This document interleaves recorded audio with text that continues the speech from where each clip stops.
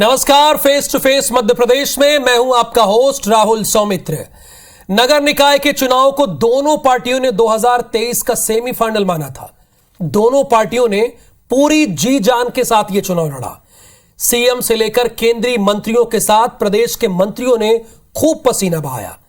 इधर कांग्रेस खुद को एकजुट करने में कामयाब रही। विधायकों को यह कहते हुए उनकी ड्यूटी लगाई गई कि आपके क्षेत्र में हार जीत आगे का भविष्य तय करेगा। इस बात से भी इंकार नहीं किया जा सकता कि बीजेपी ने नगर पालिका और नगर परिषदों में एक तरफा जीत हासिल की है, यानी 80% से ज्यादा उनका विनिंग स्ट्राइक रेट है। लेकिन शहर के सबसे बड़े पद यानी मेयर के चुनाव में कांग्रेस ने भारतीय जनता पार्टी को कड़ी टक्कर दी है, यह जग जाहिर हो गया है। तो आज face to face Madhya Pradesh में एक बड़ी बहस आयोजित करते हैं, जिसमें आज हमारे मेहमान हैं बीजेपी से आशीष शर्मा और कांग्रेस से पूर्व मंत्री मुकेश नायक। दोनों से यह जानने की कोशिश करेंगे कि इस जनादेश में 23 के लिए क्या संदेश है। लेकिन पहले एक रिपोर्ट देख लेते हैं।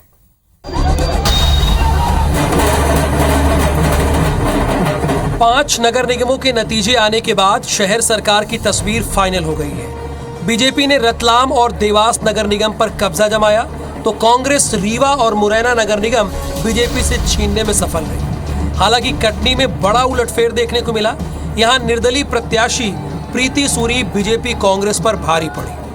हमारी कांग्रेस पार्टी की जितने पार्षद हैं सब मिलके जनता के उन वादों को पूरा करेंगे जो उनसे हम लोगों ने किया है। जनता की सेवा हम लगातार करते आए हैं और आगे भी जनता कटनी शहर की जनता के लिए अपना सर्वस्व न्यौछावर करेंगे। 2015 में ये पांचों mayor seat Bharatiya Janata party को मिली थी, यानी बीजेपी मालवा छोड़ विंध्य और चंबल में अपनी सीट नहीं बचा सकी। मिशन 2023 की तैयारी में जुटी बीजेपी के लिए ये नतीजे संदेश भी हैं और सबक भी। पहले सिंधिया के गढ़ ग्वालियर में और अब नरेंद्र सिंह तोमर के गढ़ मुरैना और प्रदेश अध्यक्ष बीडी शर्मा के संसदीय क्षेत्र कटनी में भी कांग्रेस की कामयाबी से सवाल तो उठेंगे, वो भी तब जब सीएम शिवराज सिंह समेत पार्टी के स्टार प्रचारकों ने चुनाव में जमकर प्रचार किया और पूरी ताकत झोंक दी थी। हालांकि सत्ता पक्ष नतीजों को अपने पक्ष में बता रहा है।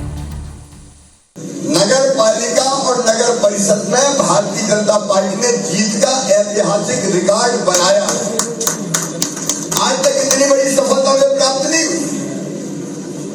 शानदार विजय हमने हासिल की है।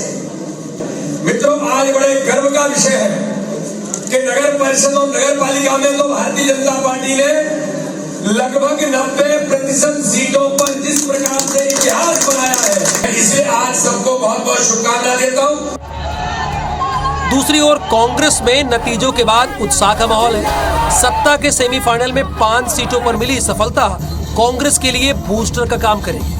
बावजूद इसके कांग्रेस को आगामी विधानसभा चुनाव से पहले चिंता करनी होगी। सिंगरौली में मेयर की कुर्सी आम आदमी पार्टी के खाते में जाना और बुरहानपुर में एआईएमआईएम की एंट्री को नजरअंदाज करना कांग्रेस को खतरे में डाल सकती है। ये हमारे लिए, हमारे कार्यकर्ताओं के लिए बहुत उत्साहित दिन है। सबको इससे प्रेरणा मिली है और मुझे पूरा विश्वास है कि 14 महीनों में जनता इनको मुंह तोड़ जवाब देगी। पहले और दूसरे चरण का पिक्चर क्लियर होने के बाद 16 नगर निगमों में से 9 पर बीजेपी और 5 पर कांग्रेस के, जबकि एक सीट आप और निर्दलीय के खाते में आई है। 2015 के मुकाबले बीजेपी को शहर में बड़ा झटका लगा है, लेकिन बीजेपी ने 85% से ज्यादा नगर पालिकाएं और नगर परिषदें जीती है। दूसरी ओर 5 शहरों की जीत कांग्रेस को भी संजीवनी देगी, यानी सेमीफाइनल का मुकाबला देखकर लग रहा है कि 2023 का फाइनल जबरदस्त होने वाला है। नवीन कुमार सिंह, IBC 24, भोपाल। तो इसमें कोई दो राय नहीं कि 2023 का मुकाबला जबरदस्त होने वाला है, जैसे कि 2018 में हुआ। कांग्रेस जरूर नगर परिषद और नगर पालिकाओं में पिछड़ गई, लेकिन नगर निगम के सबसे बड़े पद यानी मेयर के चुनाव में उसने भारतीय जनता पार्टी को कड़ी टक्कर दी है। दोनों ऐतिहासिक जीत बता रहे हैं। आशीष शर्मा जी की पार्टी भी बता रही है और मुकेश नायक जी की पार्टी बता रही है। मुकेश जी, ये जीत आप ऐतिहासिक कैसे मान रहे हैं और क्यों?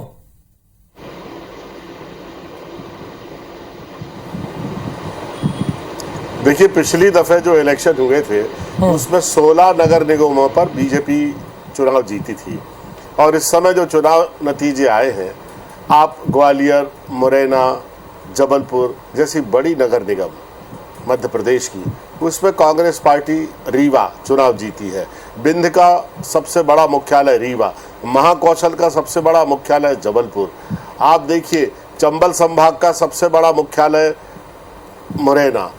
यहाँ पर कांग्रेस का जीतना एक संभावनाओं की आहट है। मैं बता दूं, जो जैसे सागर में इतने क्या नहीं किया इन्होंने चुनाव जीतने के लिए, तब जाके इतना क्लोज इलेक्शन हुआ और कांग्रेस वहाँ पर हारी। ओबीसी ने, ओवैसी ने बुरहानपुर, खंडवा और रतलाम 3 सीटों पर कांग्रेस को नुकसान पहुंचाया। उसके बावजूद भी जीत का अंतर इतना कम रहा इन सीटों पर, आप स्वयं परिणाम देख सकते हैं। हाँ, इंदौर और भोपाल में हमारी मुकम्मल पराजय हुई है, लेकिन उस पर भी हम बहुत गंभीरतापूर्वक विचार करेंगे, अपने संगठन का ढांचा वहाँ पर ठीक करेंगे। जो ये नगर पालिकाओं में दावा कर रहे हैं कि पूरा सफाया हो गया, इनसे पूछो भैया, दमोह में 3 नगर पालिकाएँ हैं, तीनों में कांग्रेस जीती है। छतरपुर में पूरा इनका सफाया हो गया है। टीकमगढ़ में लगभग 60 और 40% का रिजल्ट है। एक पन्ना जिले में भर ये चुनाव जीते हैं, जिसमें नगर पालिका केवल एक है, 2 नगर पालिका हैं, अमानगंज और पन्ना, बाकी सब नगर पंचायतें हैं। और इतनी छोटी छोटी नगर पंचायतें हैं कि ग्राम पंचायत का ही लगभग स्वरूप है उनका। तो पिछले चुनाव की तुलना में हम नगर पालिकाओं में भी हमारा वोट का परसेंटेज और रेशियो बढ़ा है, और नगर निगम में के परिणाम तो आप देख ही रहे हैं। जो पूरे संभाग के मुख्यालय हैं मध्य प्रदेश में, इतना मैनेजमेंट, इतना धन बल प्रशासन का इस तरह से उपयोग करने के बाद ये नतीजा मध्य प्रदेश में आया है। इससे हम निराश नहीं हैं, हमारा कार्यकर्ता उत्साहित है और पूरी शक्ति और क्षमताओं के साथ हम अगले चुनाव में जाएंगे। और एक बात और मुझे कहना है कि पिछले 17 सालों में जो पॉलिटिकल कल्चर बदला है मध्य प्रदेश की राजनीति का, जो अवमूल्यन हुआ है लोकतंत्र का, और जिस तरह से गिरावट आई है चुनाव लड़ने के तौर तरीकों में, इसकी जिम्मेदार भी बीजेपी है। पंचायत चुनाव में जिस तरह से पैसे का लेन देन और शराबखोरी हुई है, नगर पंचायतों के, नगर पालिकाओं के चुनाव में जिस तरह की शराबखोरी और लेन देन हुआ है, इससे जो पॉलिटिकल एक्सीलेंस है, जो राजनीतिक उत्कृष्टता है और जो वैल्यूज़ हैं, इसको बहुत गहरी चोट लगी है। और ये पूरा कल्चर बिगाड़ने का काम भारतीय जनता पार्टी ने इन 17 सालों में मध्य प्रदेश में किया है।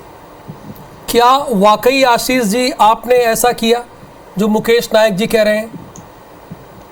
देखिए, मुकेश नायक जी प्रदेश के कांग्रेस के बड़े नेता हैं। उनका अपनी पार्टी के नजरिए से इस चुनाव को देखने का तरीका है, लेकिन मैं ऐसा मानता हूं कि हम पिछली बार निश्चित ही एक्सट्रीम पर थे। 16 नगर निगमों में हमारे महापौर थे और उसको वापस उसी मुकाम तक पहुंचाने की इच्छा मेरी और मेरी पार्टी की अवश्य थी, लेकिन जनता का निर्णय शिरोधार्य है। महापौर में हम निश्चित ही कुछ सीटें हारे हैं, लेकिन आप अगर देखेंगे वहां तो हमारे पार्षद अच्छी बड़ी संख्या में जीते हैं। कांग्रेस को इसलिए खुश नहीं होना चाहिए कि उनका कई जगह पर बुरी तरह से सफाया हुआ है। हाँ, ये चिंता की बात सबके लिए हो सकती है कि आम आदमी पार्टी और असदुद्दीन ओवैसी, जिन्हें कट्टरपंथी राजनीतिक दल कहा जाता है, कट्टरपंथी जो नेता है, जिनकी सोच इस कहीं न कहीं समाज को विखंडित करने की है, उनके सदस्य भी कुछ मात्रा में जीत कर आए हैं। तो ये चिंता का विषय है। परिणामों की समीक्षा हम कर रहे हैं, लेकिन नगर पालिकाएं हो, नगर परिषद हो, नगर निगम हो, भारतीय जनता पार्टी ने बहुत अच्छा प्रदर्शन किया है। जहां हम हारे हैं, कहीं न कहीं उसके परिणामों की पूरी तरह से पार्टी समीक्षा करेगी। पर ये चुनाव कांग्रेस के लिए खुश होने का मौका नहीं है। हमारी पार्टी ने बहुत अच्छे से नगर निगमों में, पालिकाओं में, परिषदों में वापसी की। मुकेश जी, आप वो तो कह रहे हैं कि हमारे लिए ऐतिहासिक चीजें हैं, चूंकि नगर पालिका और नगर परिषद में हमने बेहतरीन प्रदर्शन किया है, चिंता की बात सिर्फ वो AIMIM को और आम आदमी पार्टी को बता रहे हैं। आशीष शर्मा जी की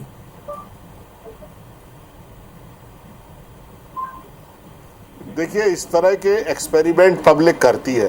पहले भी कटनी में किन्नर को चुनाव जिताने का प्रयोग किया था, सागर में किन्नर को चुनाव जिताने का प्रयोग किया।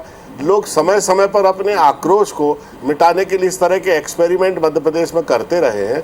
लेकिन अगर हम ये कहें कि मध्य प्रदेश में कोई तीसरा विकल्प खड़ा हो रहा है, तो अभी मध्य प्रदेश में ये बिल्कुल संभावना दिखाई नहीं देती। अभी यहाँ बिल्कुल बाईलैटरल कॉन्टेस्ट होगी फ्यूचर में। और जब 16 नगर निगमों पर इन्होंने चुनाव जीता था, उसके बावजूद भी मध्य प्रदेश में हमने सरकार बनाई थी। इनके विधायकों के खिलाफ इतना असंतोष है, जो मैंने मध्य प्रदेश में दौरा करके देखा, कि इनके 70% विधायक अगले चुनाव में चुनाव हारेंगे। मेरी बात आप याद रखना। ठीक है, आपकी बात ये याद रख सकते हैं, पर आपके विधायक तो 3 चुनाव लड़े थे, वो तो हार गए मुकेश जी।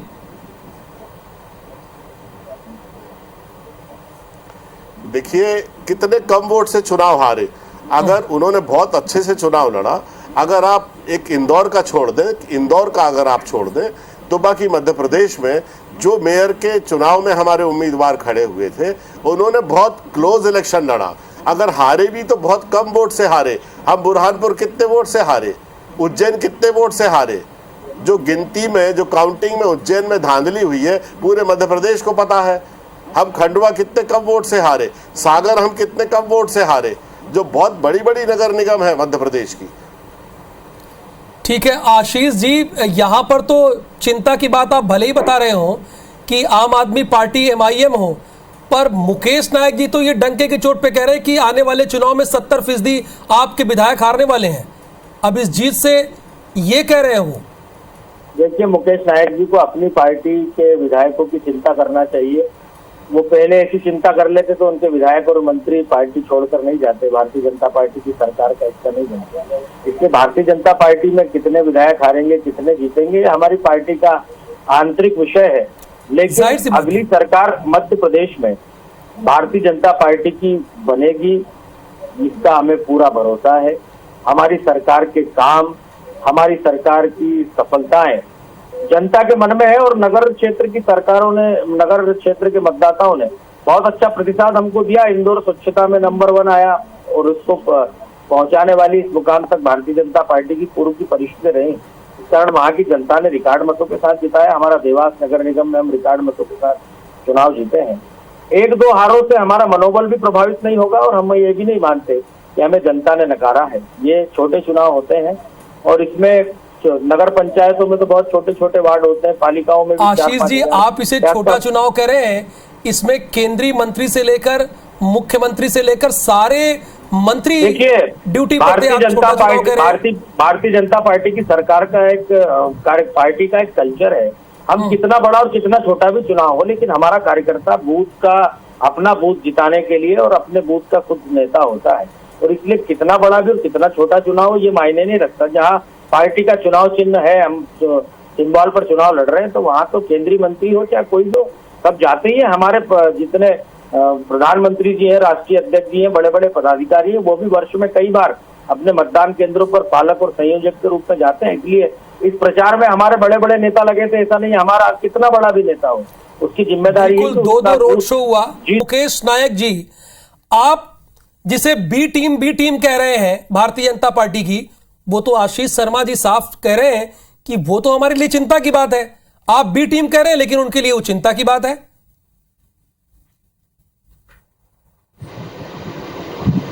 नहीं, मैंने तो पहले कहा कि मध्य प्रदेश में अभी इस तरह की किसी थर्ड फोर्स के इमर्ज करने की कोई संभावना मुझे नहीं दिखती, और ना ही इस तरह के कोई लक्षण हैं। देखिए, जो एक सीट आम आदमी पार्टी ने जीती है सिंगरौली की, उसमें खुद बहुत लंबे समय से आम आदमी पार्टी का नेटवर्क वहाँ सक्रिय था, और केजरीवाल के स्वयं वहाँ आने का प्रभाव पड़ा। इस वजह से लोगों ने एक प्रयोग किया, एक एक्सपेरिमेंट किया। टाइम टू टाइम अनेक मध्य प्रदेश में ऐसे उदाहरण हैं, छत्तीसगढ़ में, कि लोगों ने इस तरह के प्रयोग किए हैं। लेकिन मध्य प्रदेश में बाकी कहीं भी आम आदमी पार्टी का कोई पेनिट्रेशन नहीं था, ना ही उन्होंने कोई बहुत प्रभावी उपस्थिति दर्ज कराई है। ये ज़रूर है कि ओबीसी ने जो माइनॉरिटी के वोट में सेंध लगाई है, उससे बीजेपी को ज़रूर बुरहानपुर, उज्जैन, रतलाम, इन सीटों पर, खंडवा, इन सीटों पर, 4 सीटों पर बीजेपी को उसका फ़ायदा हुआ है। अगर वो डिस्ट्रीब्यूशन ऑफ वोट्स का हमें डिसएडवांटेज नहीं हुआ होता तो लगभग 3 मेयर की सीट और कांग्रेस पार्टी जीत जाती। मैं ये कहना चाहता हूँ, अभी बीजेपी के महानुभाव कह रहे थे कि आप अपने विधायकों को संभालिए, अपनी चिंता करिए। मैं बहुत विनम्रतापूर्वक ये कहना चाहता हूँ कि जो 22 के 22 विधायक कांग्रेस से किस तरह से गए थे और एक पूरे इतने पवित्र जनादेश का जिस तरह से उन्होंने अपमान किया, अगर उनको रिपीट करके दिखा दें इस चुनाव में, हमने तो चुनाव लड़ाया एक का भी जीतना मुश्किल हो जाएगा। सब लड़े थे ना, रिपीट करके दिखा दें, मुझे मालूम जीत के आए ना, कितने वोट से जीत के आए। तुलसी सिलावट जी आपने देखा होगा, प्रभुराम चौधरी जी हजारों रिकॉर्ड मतों के साथ जीते। हमने तो लड़ाया था ना उनको, फिर लड़ेंगे वो तो चुनाव पार्टी फिर लड़ाएगी। वो हमारी पार्टी के नेता है, हमारी पार्टी के मंत्री है, विधायक है। उपचुनाव में देखिए मध्य प्रदेश का ये इतिहास रहा है कि ज्यादातर उपचुनाव और स्थानीय शासन के चुनाव में जिसकी सरकार रहती है वो चुनाव जीतती है। मध्य प्रदेश का पूरा इतिहास उठाकर आप देख लें, लेकिन इस चुनाव में ये पहली बार हो रहा है कि इतने बड़े पैमाने पर सत्ता के खिलाफ मेयर किसी पार्टी, विपक्षी पार्टी के चुनाव जीते हैं। आप देख लीजिए ना मध्य प्रदेश की पूरी हिस्ट्री उठा के, जब आप 16 के 16 जीते थे तब आपकी सरकार नहीं बनी। आपकी सरकार थी दिग्विजय सिंह जी की, तब इंदौर में महापौर थे ना कैलाश विजयवर्गीय जी, तो कैसे सत्ता में आप नहीं जीत पाए रहते हुए वहाँ चुनाव? ये एक्सेप्शनल है। एक आध जगह ऐसा हुआ होगा। सत्ता का प्रभाव कांग्रेस अवश्य दिखाती है, लेकिन चुनाव जनता के जनादेश का आप यह कह के अपमान मत कीजिए कि सरकार अपनी मशीनरी का उपयोग करती है। नहीं तो ऐसा होता तो सब जगह पहले आप ईवीएम पर ठीकरा फोड़ते थे, कई जगह की ईवीएम जब रहती वहां हम हारते हैं। तो इस बार सरकार ने ग्रामीण पंचायत, ग्रामीण क्षेत्र के चुनाव पोस्टल बैलेट से कराए, नगरीय निकाय के ईवीएम से कराए। इसलिए किसी पर भी आप ठीकरा मत फोड़िए। हम लोकतंत्र के निर्णय को स्वीकार करते हैं और फिर ये कहते हैं कि हमारी पार्टी को बहुत अच्छा जनादेश मध्य प्रदेश के नगरों से मिला है। इसलिए मिला है क्योंकि हमने नगरों को स्मार्ट सिटी बनाने की दिशा में काम किया है। भोपाल में मेट्रो रेल का काम होते हुए लोग देख रहे हैं, इंदौर को देख रहे हैं। जगह जगह नगर निगमों में इतने सारे प्रधानमंत्री आवास बने, कई जगह मल्टियां बनी जहां पर गरीब लोग जो झोपड़ी में रहते थे। मुकेश जी हमारे पास सिर्फ 30 सेकंड है सर। आशीष जी के इस सवाल का जवाब दीजिए। भारतीय जनता पार्टी, मोदी जी और शिवराज जी की सरकार के थे, इसलिए नगरीय क्षेत्र में इतनी बड़ी सफलता हमको मिली है। मुकेश जी देखिए, जनादेश को अस्वीकार करने का कोई कारण ही नहीं है। जनादेश का तो सबको सम्मान करना पड़ेगा। मैं एक जो पॉलिटिकल ट्रेंड है इलेक्टोरल पॉलिटिक्स का मध्य प्रदेश की हिस्ट्री में जो रहा है, मैं उसकी चर्चा कर रहा हूँ कि स्थानीय शासन ऑटोनोमस बॉडीज में आमतौर पर जो जिसकी सत्ता होती है वो उसका मैनेजमेंट चल जाता है। लोग बुराई नहीं लेना चाहते हैं कि चलो इनकी सरकार है अभी 2 साल 2.5 साल, हमारे को व्यापार में नुकसान पहुंचाएंगे, हमारा ट्रांसफ़र कर देंगे, हमारे परिजनों को नुकसान पहुंचाएंगे, झूठा केस रजिस्टर्ड करा देंगे। इन सब के चलते जो सत्ताधारी पार्टी है उसको एडवांटेज हो जाता है और इसलिए जब पूरे नगर निगम, पूरी नगर पालिका में इनका कब्जा था, तब इनकी सरकार नहीं बनी। यही समाप्त करने का वक्त है, समय का अभाव है, इसलिए मुकेश जी इस बहस को रोकते हैं, आशीष जी इस बहस को रोक रहे हैं। बहुत धन्यवाद, आप इस बहस का हिस्सा बने।